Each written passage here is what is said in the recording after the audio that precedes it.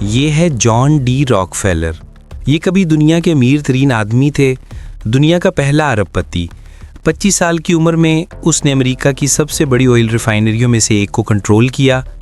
31 سال کی عمر میں وہ دنیا کا سب سے بڑا تیل صاف کرنے والا بن گیا تھا۔ 38 سال کی عمر میں اس نے امریکہ میں 90% تیل کو صاف کیا۔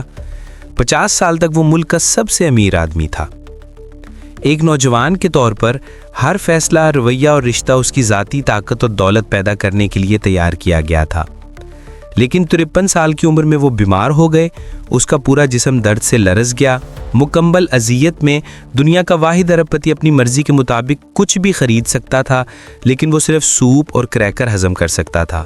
ایک ساتھی نے لکھا، وہ سو نہیں سکتا تھا، مسکرا نہیں سکتا تھا، اور زندگی میں کوئی بھی چیز اس کے لیے کوئی معنی نہیں رکھتی تھی۔ اس کے ذاتی انتہائی ماہر ڈاکٹروں نے پیش گوئی کی تھی کہ وہ 1 سال کے اندر مر جائے گا۔ وہ سال اذیت سے آہستہ آہستہ گزر گیا۔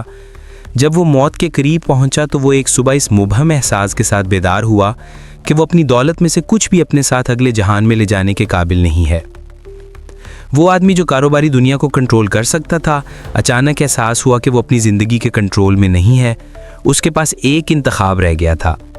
اس نے اپنے اٹارنی، اکاؤنٹنٹ اور مینیجرز کو بلایا اور اعلان کیا کہ وہ اپنے اثاثوں کو ہسپتالوں، تحقیق اور خیراتی کاموں میں منتقل کرنا چاہتے ہیں۔ جان ڈی راکفیلر نے اپنی فاؤنڈیشن قائم کی۔ یہ نئی سمت بالآخر پینسلین کی دریافت کا باعث بنی، ملیریا، تپدق اور خناق کا علاج۔ لیکن شاید راکفیلر کی کہانی کا سب سے حیران کن حصہ یہ ہے کہ جس لمحے اس نے اپنی کمائی ہوئی تمام چیزوں کا ایک حصہ واپس دینا شروع کیا، اس کے جسم کی کیمسٹری میں اس قدر نمایاں تبدیلی آتی چلی گئی کہ وہ بہتر سے بہتر ہوتا چلا گیا۔ ایک وقت تھا کہ ایسا لگتا تھا کہ وہ 53 سال کی عمر میں ہی مر جائے گا، لیکن وہ 98 سال کی عمر تک زندہ رہا۔ مال خیرات کرنے سے وہ تندرست ہو گیا۔ گویا یہ خیرات نام کی چیز بھی ایک طریقے علاج ہے، اسے بھی آزما کر دیکھ لیجئے۔ اپنی موت سے پہلے اس نے اپنی ڈائری میں لکھا، سپریم انرجی نے مجھے سکھایا کہ سب کچھ اس کا ہے اور میں اس کی خواہشات کی تعمیل کرنے کے لیے صرف ایک چینل ہوں۔